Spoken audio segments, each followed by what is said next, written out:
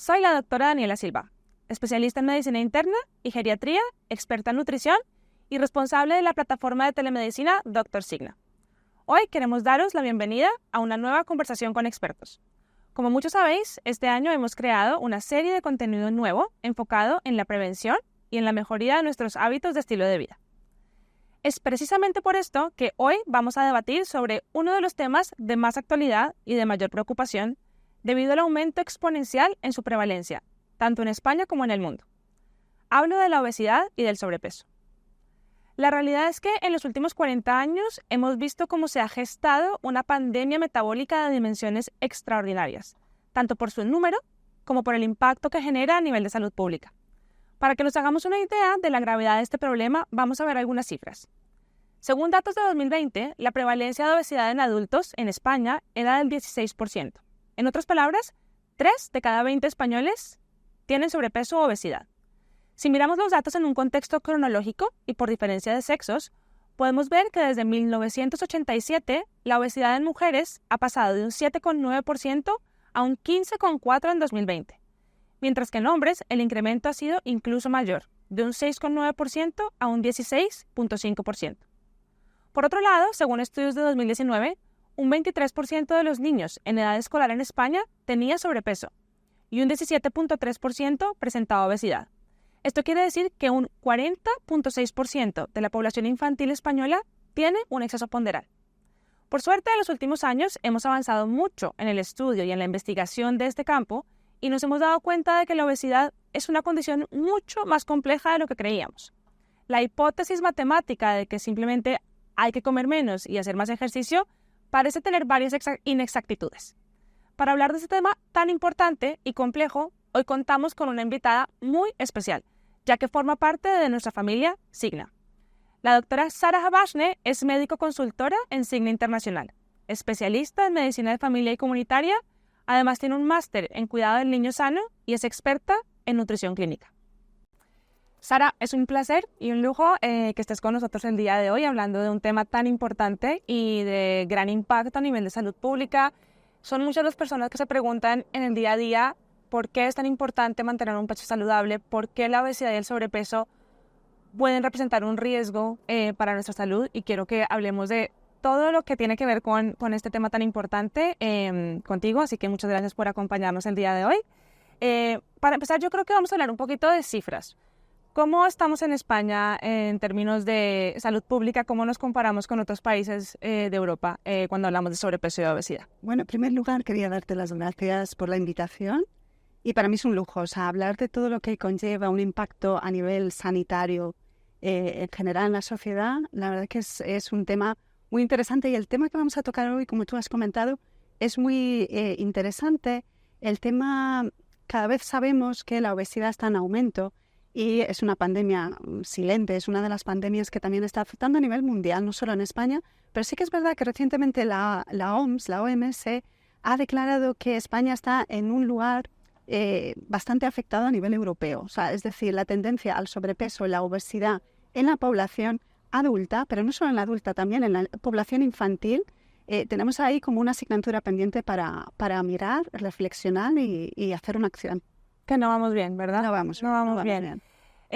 Vale, vamos a hablar un poquito de cómo diagnosticamos esa obesidad, ese sobrepeso. Hay personas que a lo mejor pueden preguntarse, bueno, peso tanto, mido tanto, el índice de masa corporal, que es un parámetro que utilizamos todos los días en la consulta médica, pero que a lo mejor se ha quedado un poquito anticuado. Entonces tenemos esta regla general, que es una manera, digamos, muy fácil de medir el sobrepeso, que es con el índice de masa corporal. Tenemos una fórmula muy fácil que es el peso sobre la estatura al cuadrado, y en términos generales se dice que el IMC por encima de 30 es obesidad, por encima de 25 es sobrepeso, pero eso tiene unos matices y varía un poco también en función de si somos hombres, mujeres. Hablemos un poquito de eso y qué otro tipo de parámetros podemos utilizar para decir estoy en riesgo, tengo sobrepeso o obesidad. Esa herramienta que has mencionado la tenemos que tomar como algo orientativo. Es verdad que se usa mucho en las consultas, pero tenemos que tener en cuenta que, por ejemplo, una persona deportista que a lo mejor tiene una estatura alta, pero una masa muscular también potente, porque es una persona deportista,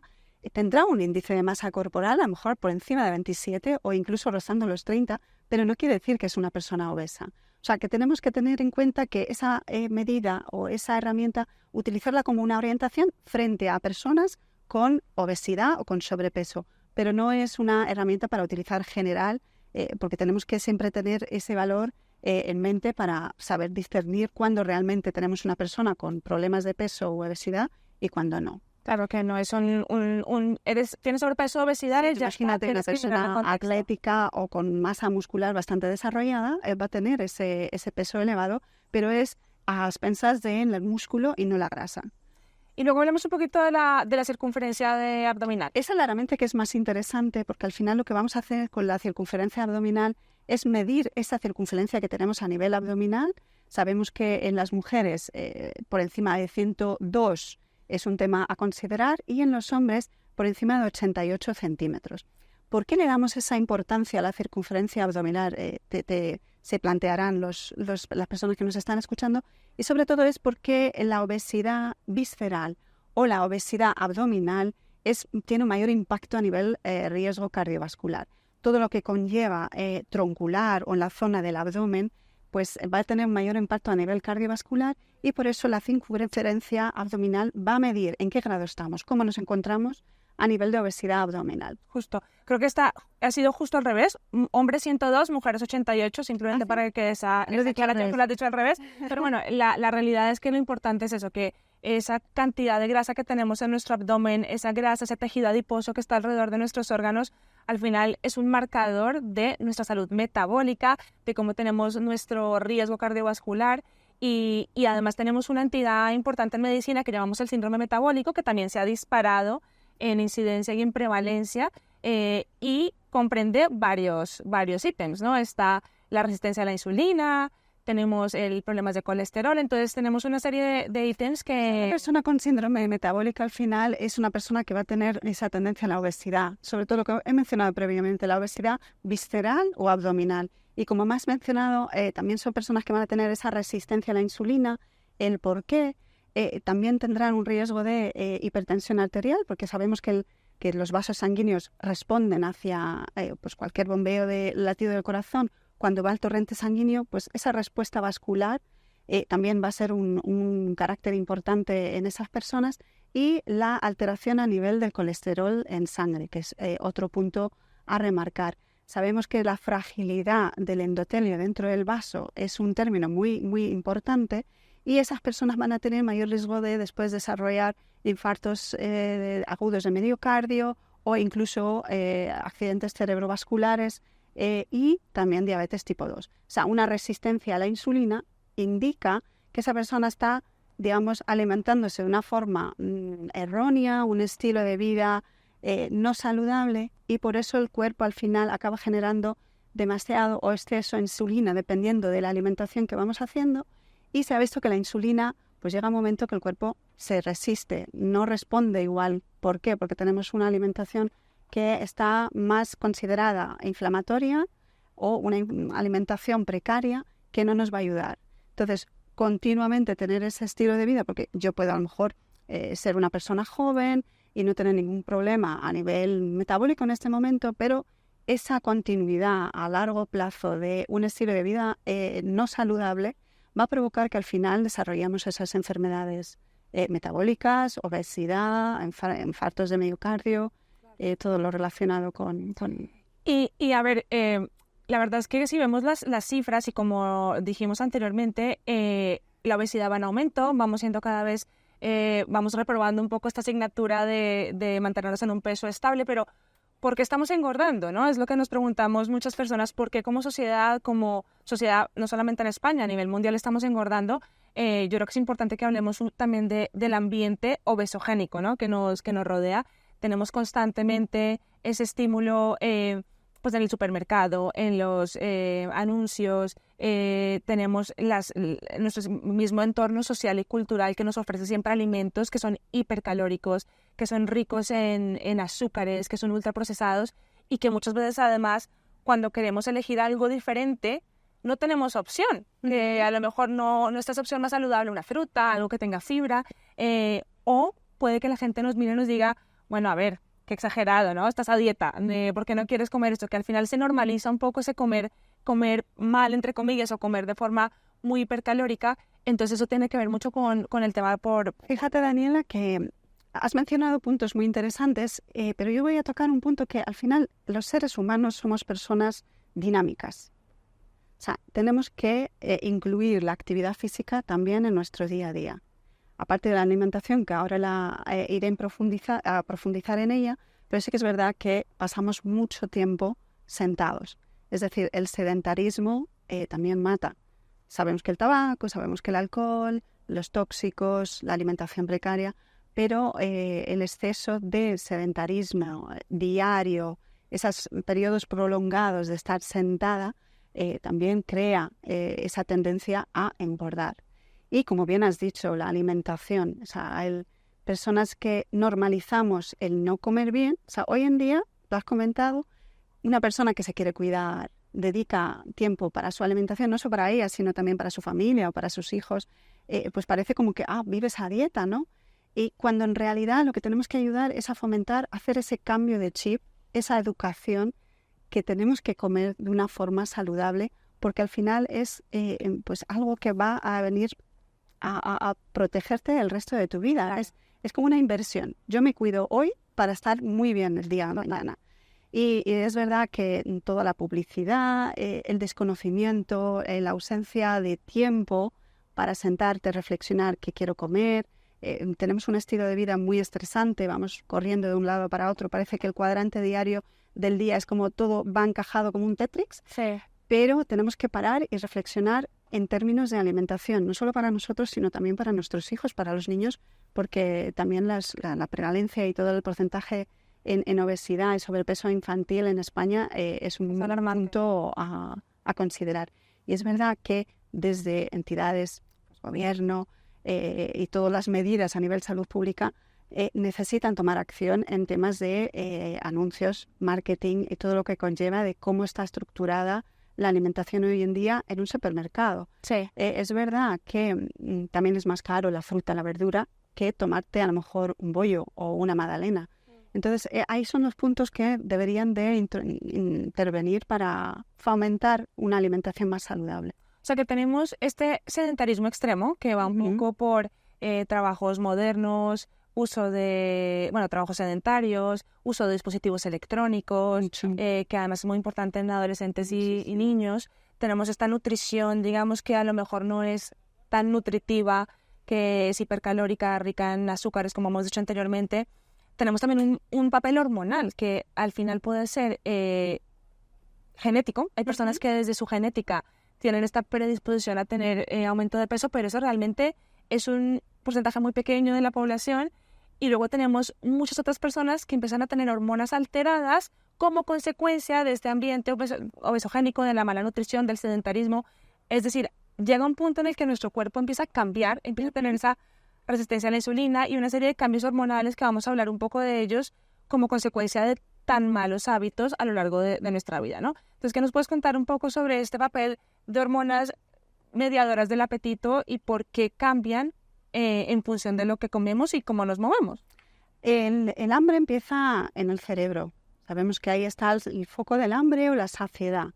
Y es un estímulo también nervioso, o sea, está regulado para dar ese estímulo para decir, ok, ahora tengo que comer o ahora no tengo que comer. ¿En qué se rige? Pues cuando tenemos un periodo de ayuno, porque estamos haciendo cosas, hemos terminado de comer, pues a lo mejor hace 4 horas, ahí se desencadena lo que es la hormona grelina, que es la responsable de aumentar el apetito, tener hambre. Empieza a haber movilidad en el estómago, como diciendo, aquí ya va siendo hora de comer. Y es muy importante que esté, porque es una hormona que nos va a ayudar también a la supervivencia, porque necesitamos comer.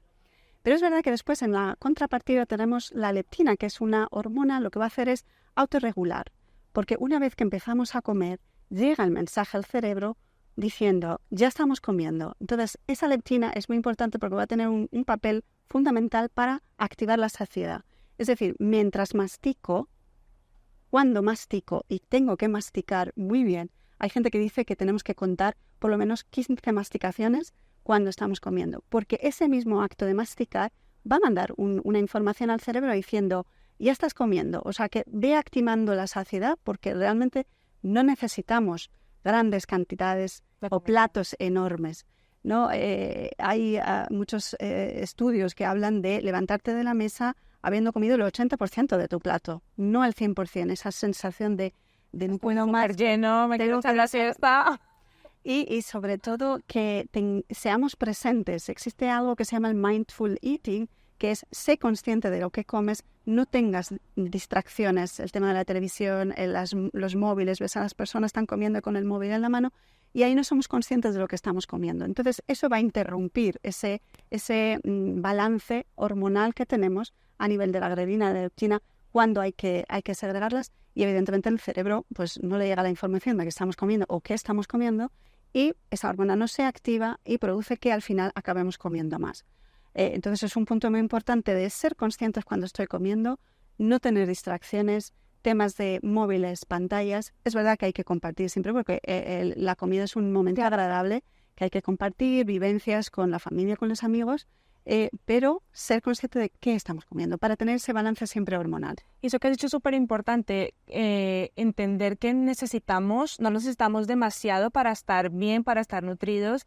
Y esto se dice mucho, pero es real, que esa sensación de saciedad tarda un poquito en llegar al cerebro. Es decir, tenemos que comer despacio para que nuestro cerebro, como tú bien has dicho, detecte que estamos comiendo, irnos saciando poco a poco y no comer de más. Que al final tarda un poquito esa señal en decir, vale, ya estamos bien, ya no queremos comer más. Con lo cual, podemos decir que las hormonas mediadoras del apetito y de la saciedad se ven alteradas también cuando comemos alimentos deprisa y cuando comemos alimentos muy hipercalóricos y ricos en azúcar. Al final terminamos también teniendo, que esto también lo vamos a hablar ahora, ese cambio en nuestro paladar, porque cuando nos acostumbramos a comer comidas ricas en fibra, que a lo mejor no son tan palatables, nuestro cuerpo se empieza a acostumbrar a ese tipo de comidas, pero si comemos comidas que son demasiado palatables, llenas de potenciadores de sabor, llenas de azúcar, es lo que nos va a pedir nuestro cuerpo a nivel de paladar. Y luego también va a tener un impacto a nivel de la secreción tanto de grelina como de leptina, ¿no? Sí, así es, porque además lo que has mencionado es la alimentación adictiva. Es decir, hay un circuito ahí de adicción a la alimentación muy presente en todo lo que son los potenciadores del sabor. No solo el glutamato monosódico, ya lo sabemos, sino también la sal y los azúcares simples. Por el simple hecho, porque al final todo lo que son azúcares simples lo que va a provocar es un aumento rápido de insulina, y de glucosa, en sangre, y eso en consecuencia va a elevar la insulina, pero después va a bajar súper rápido. Entonces, ese bajón súper rápido va a dar a necesitar dentro de 1 hora y media, 2 horas, volver a comer, porque realmente es como que tu cuerpo se ha quedado diciendo, no me he quedado saciado. En contrapartida de la fibra, lo que has mencionado, lo que va a hacer es una elevación de glucosa muy mantenida, muy estable, y eso va a hacer que la insulina también se aumente de forma muy estable. Entonces, esa sensación de saciedad va a ser más prolongada en el tiempo y va a ayudar a que esta persona, pues dentro de 1 hora y media, 2 horas, no sienta ese hambre. Eso lo podemos ver también con los desayunos. Cuando una persona desayuna, pues dependiendo si voy a desayunar una magdalena o un bollo o un croissant, o si voy a acompañar pues mi tostado con aceite o con aguacate o algo que sacie a nivel proteico y graso, pero saludable. Entonces, esa diferencia de 2 tipos de desayuno, la persona que ha tomado pues un producto, un procesado o simplemente azúcares simples, que aunque lo hayas hecho tú en casa, al final en 2 horas va a tener hambre.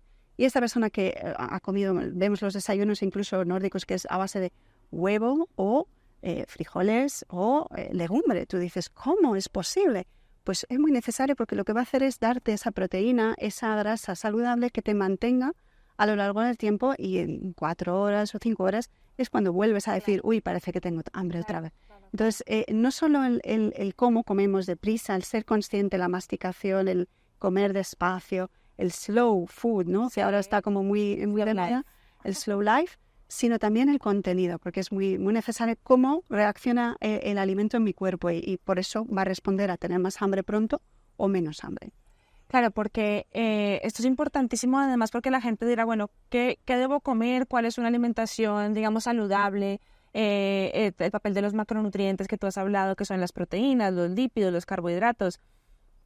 Parece que nuestra dieta moderna está muy rica en hidratos de carbono, ¿verdad? Tenemos hidratos de carbono que son pues la pasta, el arroz, que pueden ser alimentos que en proporciones y en cantidades adecuadas son maravillosos, pero que si se toman en exceso y se incluyen además pues postres, azúcares, panes, bollos, croissants, pues nos damos cuenta que empiezan a dominar un poco nuestra dieta, los hidratos de carbono. Entonces tenemos 3 macronutrientes: los hidratos de carbono, los lípidos y las proteínas.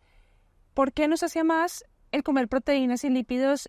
Lo has explicado, porque al final tenemos ese pico de azúcar y de insulina, pero además esto también nos permite que tengamos estas 3 comidas del día: el desayuno, la comida y la cena, que creo que es lo que es la tendencia ahora en nutrición, que realmente es lo más beneficioso. Hace unos años hablaba de, bueno, tienes que comer 5 veces al día, porque eso no activa el metabolismo. Hoy en día sabemos que si conseguimos hacer esas 3 comidas del día, un desayuno con una proteína de buena calidad, con una grasa de buena calidad, eso es clave, y un hidrato de carbono, vamos a poder llegar mejor a la comida y mejor a la cena y dividir mejor esas porciones, ¿verdad? Claro. Entonces, así es, Daniela. Has mencionado lo que es el plato saludable, ¿no? Incluso el plato saludable de Harvard, que los carbohidratos tienen un papel muy protagonista hoy en día por cómo es nuestra alimentación, ¿no? Incluso las grasas saturadas, que son nocivas. Pero un plato saludable tiene que componer, la mitad de ese plato tiene que ir frutas y verduras y hortalizas. Es muy importante. Nos damos cuenta de que si analizamos la sociedad hoy en día, pues mucha gente te pregunta, ¿pero cuántas frutas y verduras? Incluso te preguntan, ¿a la semana? ¿Cuántas tengo que tomar a la semana? Y yo digo, no, es diario. Claro. Es diario. Y en cada comida tiene que haber fruta, verdura, hortalizas. Y después el papel del carbohidrato tiene que ser complejo. ¿Qué quiere decir ese carbohidrato complejo? Es un carbohidrato que va a contener fibra. ¿Y por qué el papel de la fibra? Se ve que el papel de la fibra en el intestino tiene 3 impactos. La fibra es una amiga y es el alimento fundamental de nuestra microbiota, los microorganismos que tenemos en el intestino. Es muy necesario alimentarlos, que más adelante hablaremos a lo mejor de la microbiota. Luego, hace como un secuestro a esa glucosa para ayudar a que no se libere de una forma como antes expliqué, ¿no? Ese pico de glucosa de repente que es muy inflamatorio y provoca que la insulina vaya a necesitar trabajar de una forma muy exagerada, sino que la secuestra y la va liberando a poquito, por eso la elevación muy mantenida y estable. Y el tercer papel es el colesterol, es decir, cuando yo me alimento con carbohidratos complejos y estoy comiendo ciertas grasas que tienen que ser saludables, también ayuda a secuestrar el exceso y lo va a eliminar con las heces. O sea que la fibra es nuestra amiga número 1 en una alimentación, no solo para nosotros, también para nuestra microbiota intestinal. Total, estamos un poco acostumbrados a comer bajo en fibra sin darnos cuenta y es tan importante. Una cosa importante que yo creo que también tiene que ver con la fibra, a no ser que quieras decir algo. No, quería hablar de la cocción, que también impacta en la fibra. O sea, cómo cocinamos esa fibra, se demuestra que también la fruta y la verdura, cuando la comes, es mejor la fruta, evidentemente, a mordiscos. Así. Zumos no, porque al final el zumo es un carbohidrato simple, es un azúcar simple con agua. Es muy sano, ¿sabes? Es muy sano a comer la fruta, pero a mordiscos, porque ahí mantienes la fibra. Y en la hortalizas y verdura, la cocción, no cocinarla de más. O sea, si esa verdura cruja un poquito, fenomenal, porque ahí tenemos la fibra. Si ya está en plan muy deshecha, hay poca fibra vas a encontrar. O sea, el puré de verduras regular, ¿no? Bueno, sí, todo esto es súper importante porque además hay un tema que además está un poco de moda, yo creo que vemos también mucho en redes y mucha gente habla de esto, y es el tema de la inflamación crónica, ¿verdad? Sabemos que una mala alimentación va a tener un impacto también a nivel de marcadores inflamatorios, como puede ser, bueno, el cortisol, que es una hormona, la hormona del estrés, pero también potencia ese proceso inflamatorio, que el cortisol es una hormona necesaria porque al final nuestro cuerpo es un balance, un equilibrio que tiene que llevarse con muchísima elegancia y hay que conseguirlo, ¿no? Pero si nos disparamos ese cortisol porque comemos mal y porque estamos estresados y no nos movemos, pues contribuye a esa inflamación crónica de bajo grado, ¿verdad? Y los alimentos también inflamatorios, como los ultraprocesados, etcétera, también van a provocar inflamación. ¿Por qué es tan mala la inflamación en nuestro cuerpo? Como bien has comentado y antes he mencionado, aparte también del cortisol está la insulina como un factor para provocar inflamación. Nuestro estilo de vida y todo lo que introduzcamos como alimento, porque al final una puerta hacia el exterior es el intestino, aunque empieza por la boca. Entonces, todo lo que vayamos a comer tenemos que ver qué es lo que entra en mi cuerpo, que al final es nuestro templo, tenemos que cuidar de nuestro cuerpo porque solo tenemos uno. Entonces, si esa alimentación procesada, estos productos procesados, altos contenidos de azúcar, alto contenido de sales y grasas saturadas, al final lo que va a provocar es que el cuerpo, para digerirlos y para metabolizarlos en el interior, va a provocar ciertas actividad de elevación de estos factores que ahora comentarios inflamatorios. Y el cortisol, como has dicho, lo necesitamos porque al final es nuestra supervivencia. Necesitamos el cortisol para sobrevivir ante una situación de alarmante, de peligro, y el estrés, pero de una forma momentánea. ¿Por qué? Porque al final nos ayuda a mejorar. Pero en lo que se ha visto es ese cortisol mantenido en largo periodo de tiempo y durante un periodo de tiempo bastante elevado, lo que va a provocar es envejecimiento, oxidación en el cuerpo y desgaste, y va a provocar que al final, a la larga, en un largo periodo de tiempo, aparezcan enfermedades crónicas, pues como es la diabetes, como es la obesidad o estas enfermedades metabólicas que hemos mencionado. Sí, además tenemos el recuerdo, claro, parece que es súper lejano, pero que no es muy lejano, que fue una pandemia que vivimos, que fue la pandemia del COVID-19, de la cual aprendimos muchísimo, y nos dimos cuenta que la gente que enfermaba más gravemente y muchas de las personas que desafortunadamente fallecieron como consecuencia de esta enfermedad eran obesas, ¿no? Entonces también gracias a la pandemia, que al final todo hay que verlo de forma de aprendizaje y de todo aprendemos y podemos luego aplicar esas lecciones de vida, nos dimos cuenta que esa inflamación de bajo grado potenciaba la inflamación que generaba el COVID en nuestro cuerpo, y por eso era que tantas personas tenían o la obesidad generaba ese aumento en la mortalidad en personas con COVID, ¿no? Entonces sabemos que la obesidad aumenta el riesgo de enfermedades inflamatorias, enfermedades autoinmunes, de cáncer incluso, y hay algunos tipos de cáncer que están asociados a esa inflamación de bajo grado, ¿no? Por ejemplo, cáncer de colon, cáncer de mama en las mujeres, también sabemos que se aumenta. Así que... O sea que la pandemia al final nos ha venido pues eso, a dar una lección, y es muy, muy interesante porque, como te comentabas, veíamos personas jóvenes incluso, que tú dices, una persona joven, fíjate, o persona joven aparentemente saludable, pero no sabíamos realmente qué estilo de vida tenía esa persona. Sobre todo porque al final el estilo de vida marca no solo como el proceso inflamatorio que tiene el cuerpo, sino también cómo es la respuesta inmune en esa persona. Porque sabemos que cuando nos enfermamos hay una cascada y desencadenan procesos inmunitarios como defensa.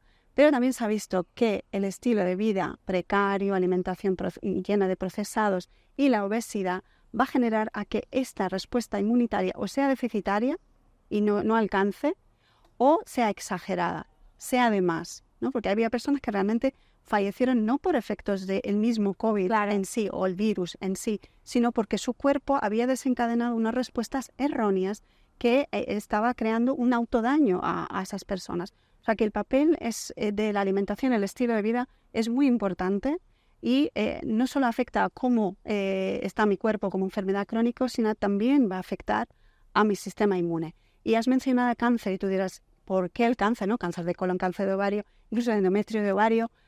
Hay muchos tipos de cánceres que hoy en día afectan y relacionados con la obesidad, y es por eso mismo, porque nuestro sistema inmune está ahí también para defendernos de algún crecimiento exagerado que tengan nuestras células. Nuestras células en el cuerpo en general se dividen y en algún momento algunas se le va y empieza a dividirse de más.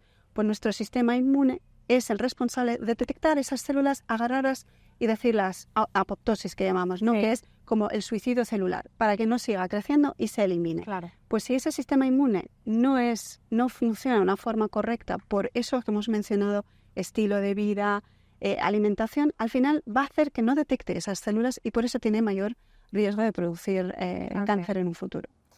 Y esto al final es que es tan importante, y ojalá no se los vaya a olvidar, porque siento que muchas personas pasó la pandemia, se lo tomaron súper en serio, empezaron a vigilarlo muy bien, pero poco a poco van olvidando. Esperemos que esto sea como un recordatorio para que esto se mantenga, y además que nunca se sabe, que al final otra pandemia puede llegar, y es importante que estemos sanos por ese motivo también. Yo intento ser más positiva, ¿no? Digo, ha impactado positivamente en personas y han hecho cambios de vida. Sí. Conozco muchas personas en mi entorno que sí que al final han hecho ese clic, Pero sí que es verdad que hay personas que se les olvida, pero bueno, por eso también estamos nosotros, ¿no? El equipo sanitario, profesional en general, para recordar, decir, Total. acordaros de que esto pasó hace menos de 4 años, que hace 4 años, sí.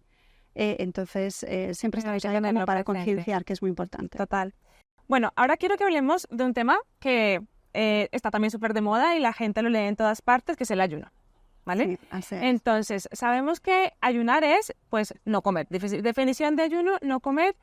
En el año 2016 hubo un gran revuelo, por decirlo de alguna manera, porque un científico importante japonés descubrió, bueno, yo lo llevo trabajando mucho tiempo, pero digamos que se le dio un poco de Sí, difusión. difusión, sí, perdón, que me he quedado ahí, Que al final... a la autofagia, ¿verdad? La autofagia, que es la limpieza celular que se lleva a cabo sobre todo en periodos de ayuno. Entonces, a este científico japonés se le dio el premio Nobel en Medicina y Fisiología por su trabajo en la autofagia, y sabemos que la autofagia se potencia cuando hay periodos de ayuno. A raíz de todo esto, aunque ya se venía estudiando antes, empezó a estudiarse en determinadas condiciones de salud, en tratamiento de colesterol, pero también en pérdida de peso, ¿verdad? Entonces yo quiero que hablemos un poco qué papel tiene el ayuno en la pérdida de peso y luego quiénes no deberían hacer ayuno, porque también como todo en la vida hay que llevar un poco de ese tipo de intervenciones deben ser llevadas por un médico, por alguien que sepa, y a lo mejor uno quiere hacer ayuno porque cree que se le va a venir fenomenal, pero no es candidato. Pues mira, fíjate qué curioso que el ayuno intermitente, como has dicho, ¿no? En 2016, pero es un método ancestral, muy relacionado con componentes religiosos. O sea, yo creo que todas las religiones conocidas hoy en día abogan al ayuno. Los musulmanes, el mes del Ramadán, la Cuaresma, incluso la población judía tienen su propio ayuno, y otras entidades, ¿no? El hinduismo, siempre es el ayuno, el mes. Y se ha visto que desde esa época siempre se hacía para intentar depurar, ayudar a regenerar, como has mencionado. Y en el 2016 de repente hubo el boom y todo el mundo sabe, tú preguntas a cualquier persona y sabe que hablas cuando hablas de ayuno intermitente. Sí. Sí que es verdad que nosotros como seres humanos, aparte de, he mencionado que somos personas dinámicos que necesitamos caminar, somos personas que necesitamos comer para energía. Pero si analizamos nuestra sociedad hoy en día de cómo está organizada, no tenemos las comidas sociales, el desayuno, la media merienda, la hora de la comida, la merienda de la tarde. Entonces constantemente estamos comiendo, y la cena. Quien mejor lección nos da son los niños, los pequeños, los bebés. Solo comen cuando tienen hambre. Entonces Deberían, al menos. Claro, deberían. Pero sí que es verdad que tú le intentas dar si no tiene hambre, te cierra la boca. Pero nosotros al final comemos con ese componente social. Ay, voy a comer, ¿tienes hambre? No, pero es que toca, ya es la hora de la comida. Entonces, el periodo de comer o ayunar, siempre el cuerpo necesita de esos ayunos, porque en ese momento lo que se van a producir son ciertas funciones a nivel corporal, a nivel celular y genético, para ayudar a reparar y a regenerar. Entonces, ese periodo de ayuno se ayuda para promocionar esa fase. Sí que es verdad que se ha visto que el ayuno intermitente ha ayudado mucho a bajar de peso, temas de obesidad y ciertas enfermedades, pero también tenemos que tomarlo con muchísima responsabilidad y siempre acudir a especialistas, no ayunar así porque sí, cómo romper el ayuno, porque el periodo de ayuno es interesante, estamos sin comer durante un periodo de tiempo, lo habitual es fase 1, el principiante serían 12 horas de ayuno, 12 horas que es como un ayuno circadiano, ¿no? Claro, que es lo que se recomienda. Sí, básicamente. Pero después hay otro que es un poquito más prolongado, que son 16 horas y 8 horas de ventana de alimentación. Pero sí que es verdad de saber cómo romper el ayuno. No es igual romper el ayuno en un plato saludable, lleno, fruta, verdura, porque el cuerpo ha estado mucho tiempo sin comer, y si le tenemos que dar algún alimento, tiene que ser un alimento saludable, que es donde están no solo los macronutrientes, como he mencionado, que sí, el carbohidrato, la grasa, la proteína, sino también la parte muy interesante que son los micronutrientes, que son las vitaminas, minerales y fitonutrientes. Esos son esenciales para la función de la célula, de cómo funciona nuestra célula, si funciona bien o funciona mal. Y todo eso está concentrado en la fruta, la verdura y la hortaliza. Entonces, cómo romper el ayuno es fundamental. Y se ha visto que hay personas que a lo mejor no se recomienda un ayuno intermitente o hay que andarse con muchísimo cuidado, pues por ejemplo como personas diabéticas o que sean dependientes de insulina por causas de que le pueda provocar un efecto como hipoglucemia o bajón de azúcar, o incluso puede llegar a tender a provocar atracones después, ¿sabes? He estado en un periodo de ayuno y de repente cuando rompo el ayuno empiezo paf, paf, paf, como sin filtro. Pues esas personas al final, si tienen esa tendencia a alteraciones en la conducta alimentaria, pues se recomienda no realizarlo. Por eso siempre hablamos de acude a un especialista, porque tienes que ir con un seguimiento monitorizado para evitar al final que en lugar de solucionar algo estemos creando un problema. Claro. Bueno, y a pesar de que el ayuno es, como has dicho, tiene muchos beneficios, hay que saber implementarlo, tenemos que tener un poco de guía o consejo médico o de alguien que sepa sobre ayunar. Hay personas que no deberían ayunar. Y, por ejemplo, hablamos de mujeres embarazadas, Así es. lactando, Evidente, sí. mujeres o hombres, personas con trastorno de la conducta alimentaria, Así es. y personas que sean diabéticas tipo 1, que son insulinodependientes, o tipo 2, que puedan tomar algún tipo de medicación que les baje mucho el azúcar, ¿verdad? Así es, porque al final las mujeres lactantes o embarazadas necesitan de alimentarse bien para alimentar un bebé, sea en la época de gestación o sea en el momento de la lactancia. O sea que no es el momento. Es inviable. No es el momento. Vale, y aquí yo quiero volver un poquito a lo que hablamos hace un ratito, que era todo el tema de la microbiota, que ahí, vamos, tenemos un campo enorme, entonces no vamos a explorar demasiado porque nos quedaríamos una hora más, pero habíamos dicho que nuestra alimentación tiene un impacto directo en cómo se compone nuestra microbiota. Hablemos un poquito de qué es la microbiota y por qué tiene ese impacto tan importante en la obesidad, o creemos que tiene ese impacto en la obesidad. Pues fíjate, Daniela, cada vez se investiga más en temas de microbiota y se ha demostrado que somos más células bacterianas o microorganismos que células humanas.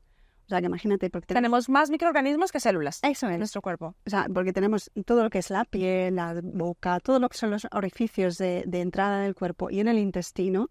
Es un ecosistema que tenemos ahí de microorganismos en general, no solo bacterias, sino también hay hongos. O sea, conviven entre ellas y con nosotros.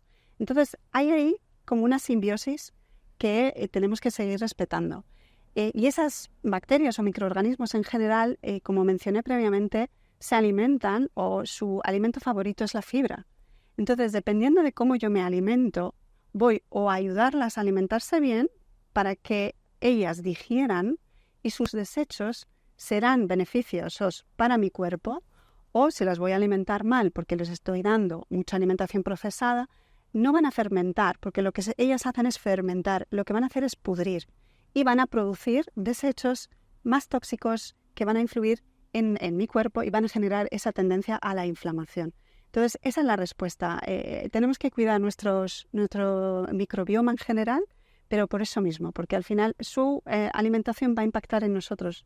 Y por eso es en mantener ese balance, ese equilibrio entre ambos, va a ser muy interesante, muy necesario. Sí, además que he leído recientemente varios estudios, porque como decimos, esto es un campo que cada vez va creciendo más, y sabemos que la microbiota o el microbioma, que es tanto las bacterias, microorganismos como su material genético, de las personas con sobrepeso y obesidad, difiere de las personas que tienen normopeso. De hecho, leí el otro día un estudio, esto es en ratones, al final es difícil extrapolar a humanos, pero es un principio, donde a 2 ratones exactamente iguales se les implantó la microbiota, a uno de una persona obesa y a otro de una persona delgada, y le siguieron dando la misma alimentación, y el ratón que tenía ese microbiota de la persona obesa empezó a ganar peso. Claro. Entonces nos hemos dado cuenta que el componente de la microbiota, la proporción de bacterias, que tenemos millones, como tú lo has dicho, pero esa proporción de bacterias en nuestro intestino, en nuestro tracto digestivo, va a ser fundamental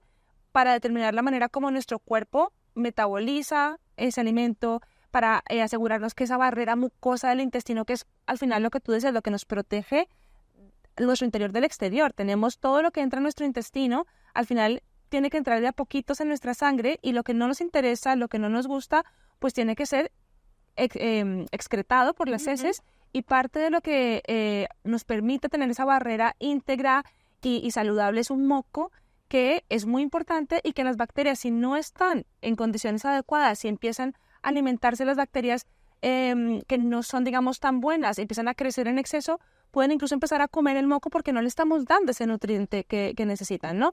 Así que eso también yo creo que es importante tenerlo en cuenta. Y bueno, aquí podemos seguir hablando un montón y es un tema que al final vamos en estudio. Es importante, yo creo que también que las personas entiendan que aún todo esto es en fase de investigación. Hay muchísimas pruebas y muchísimos exámenes que se comercializan, pero que hoy en día son difíciles de poner en práctica los resultados que se obtienen de un examen de microbiota. Así que voy a mencionar un poquito algo de la microbiota que comentabas, el por qué, ¿no? Esa diferencia entre unos y otros. Y bueno, voy a empezar a abrir un tema un poco que puede dar a otra sesión completa. Y la diferencia también radica de los 1000 primeros días de vida. Influye muchísimo el periodo de gestación de esa persona, cómo ha sido, qué se ha alimentado su madre, cómo se ha alimentado, y también manera de nacer, si ha sido por cesárea o no, porque sabemos que evidentemente por el canal el vaginal se va a cubrir ese bebé por microorganismos ya, y también la lactancia, si ha sido artificial o lactancia materna, también va a influir en repoblar el intestino con esa flora que tiene la mamá en el pecho. Eso va a ser como muy decisivo a la hora de cuando seamos mayores, porque se ha visto que previene de enfermedades metabólicas, previene de enfermedades cardiovasculares, obesidad. Eso ya es ciencia, eso ya es científico y no está en fase de estudio, sino ya se ha confirmado que eso va a impactar en esa persona si va a ser obesa o no va a ser obesa o va a tener esa tendencia o no. Pero a pesar de eso, y aunque tengamos genética, ¿no? Porque es verdad que una persona que viene de una familia con tendencia a la obesidad, pues tú también vas a tener esa posibilidad. Pero el papel del factor ambiental es crucial. Es decir, no digamos que ya está, es que mis genes están así, pues ya no puedo hacer nada más. No, podemos hacer mucho en cambiar nuestro estilo de vida, en el factor ambiental que nos rodea, para mejorar en todo lo relacionado con las enfermedades metabólicas en general. Totalmente, totalmente.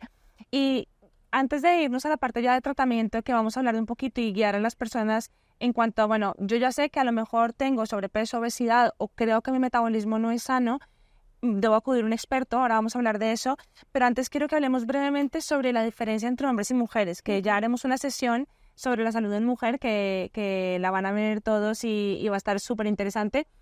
Pero ¿por qué los hombres tienden a tener un tipo de obesidad, que es esa obesidad visceral, pero las mujeres tienden a tener más obesidad que los hombres en general? ¿Hay un componente ahí de menopausia hormonal? Hablemos un pelín de eso.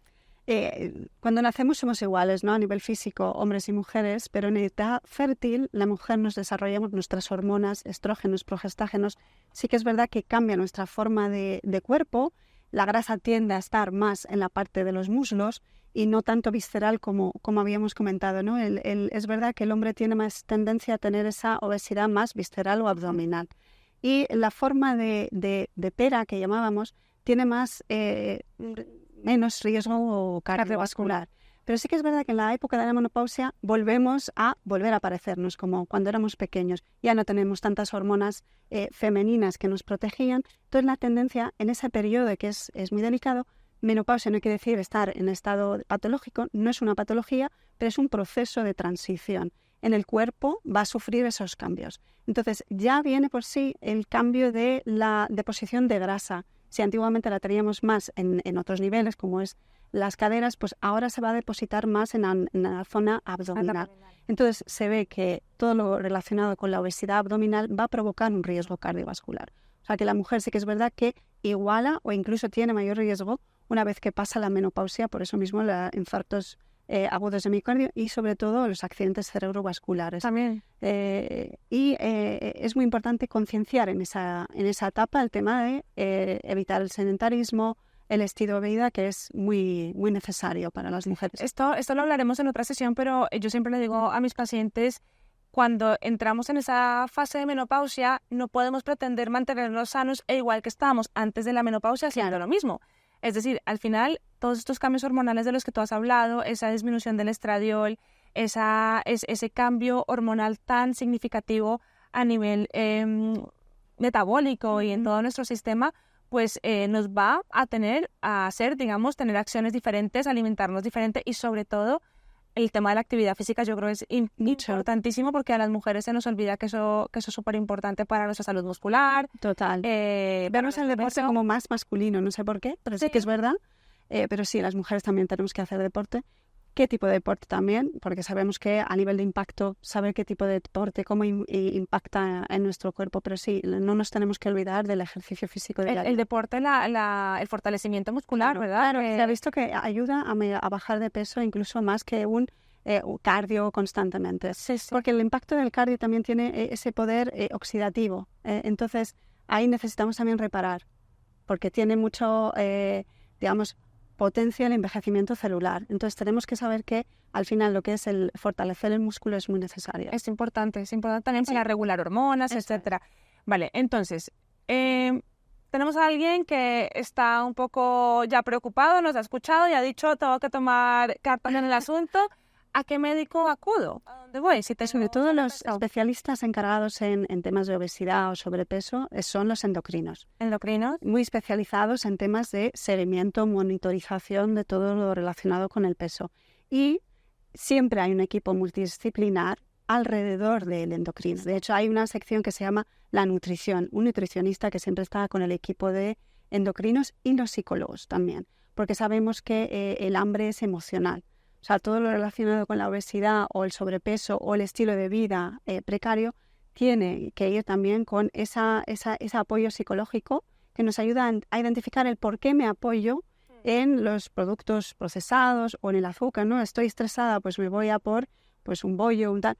Identificar esos circuitos con un psicólogo nos va a ayudar a cambiar y educar de por vida, porque no se trata de vivir en dieta, sino se trata de educar para tener ese plan de vida, de alimentación saludable. O sea, ese abordaje multidisciplinario que a lo mejor encabeza el endocrino, que al final puede ser el líder del equipo, pero que implica trabajo de muchísimas personas. Al final yo creo que también es importante quitarle esa culpa al paciente que muchas veces se siente culpable, responsable, no puedo hacer dieta, no puedo bajar de peso.